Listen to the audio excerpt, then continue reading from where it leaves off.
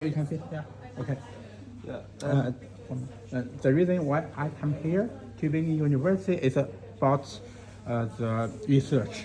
I want to know what is the reason behind this, because your German scientists are very successful, and you have very famous scientists such as Johannes Kepler, as well as so many Nobel Prize winners. You're leading the world. What's your opinion and what's your understanding about this topic? Thank you.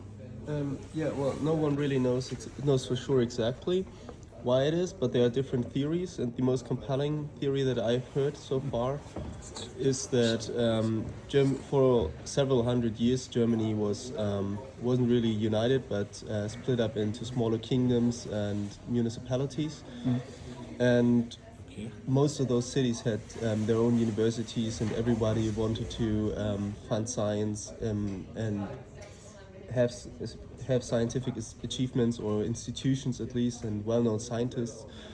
And the theory goes that this led to some sort of competition and a higher supply in university positions, and So competition among the states. Right? yeah, somewhat of a competition, but also just higher supply. So more people could had a chance to go to university. There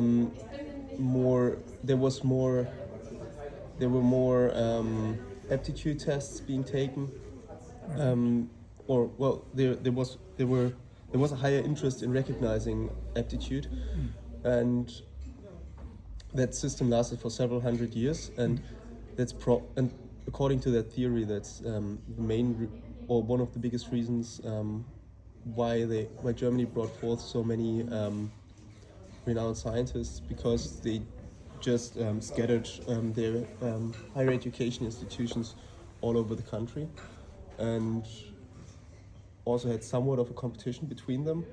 And there was also just a huge amount of money thrown into it during the first, between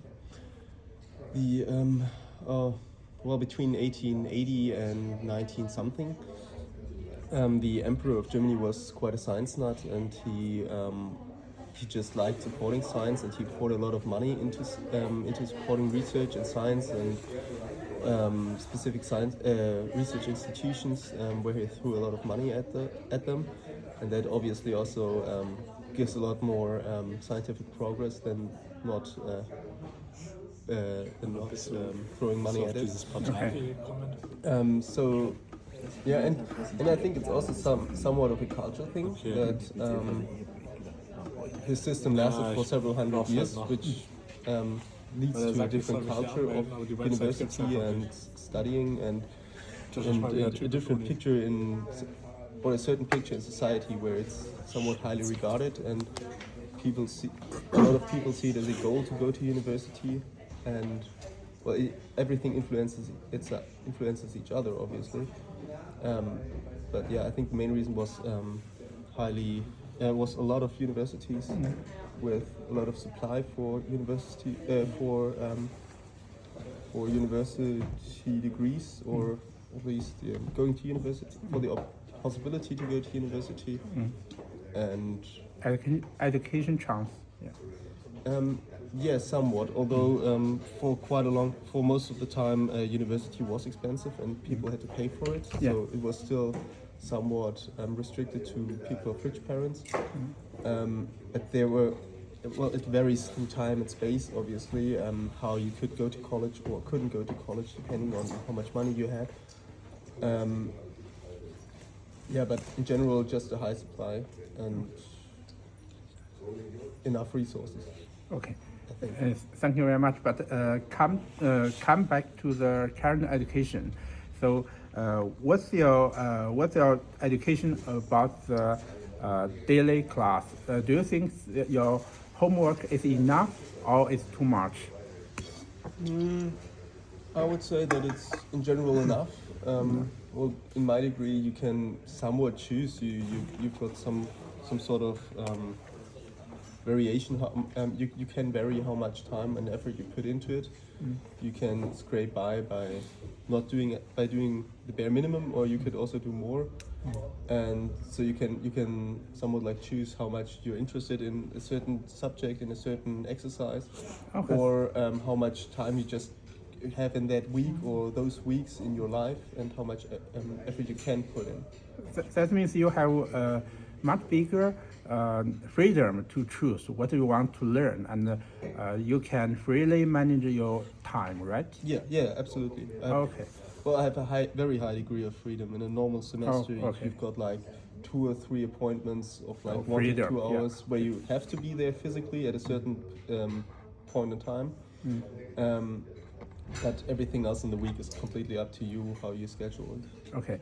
So usually, how many percentage of your time is spent in leisure time, and how many percentage of time is spent in self-study? Generally speaking, for you. Generally speaking, well, I would say at most maybe a third of the time I spent on university is pre-appointed, and where I have a time and place where I have to be. Okay. The rest is probably independent. That means the majority of your time is spent in leisure time, right? Yeah, the majority. Yeah. Okay. Which doesn't mean that I don't have a schedule for it or a general structure for it, but I have a lot of liberty in how I structure it exactly. And if I have a day coming in where I cannot follow the usual structure, I can just change it. Okay. So the last question is that do you think religion plays an important role in science research and achievement? Because so many scientists, Nobel Prize winners are Christian. Well, historically speaking, for sure, because the earliest universities, in earlier times, you could only go to university to study theology. And well, you had to study theology, and then you could also, well, you studied basically everything the university offered, and the biggest part was theology. So historically speaking, it had quite a large influence on how the system developed and how the university system developed and how it was structured and everything. So you could argue that maybe some Christian values or something are baked into the system, or I don't know, have become traditions in university or something like, I don't know, but I don't know if that's the case today. Okay. Although historically speaking, there was quite a large component that most likely had quite a significant impact on the university system today. Okay. Thank you very much. Yeah, no Thank you. problem. You're welcome. OK，现在我是在这个图宾根大学的这个餐厅和和3个学生一起交流啊。刚才呢，这位学生非常健谈，然后呢，他不愿意就出现在画面上，但是他的声音大家可以看到了。从他的这个英语水平，我们先不说别的，从他的英语水平上，你就发现呢，他不是一般的亚洲国家的大学生能比的。这种英语水平，雅思9分是没有问题的。好，那么接下来呢，我再会去图宾根大学采访其他的学生。好了。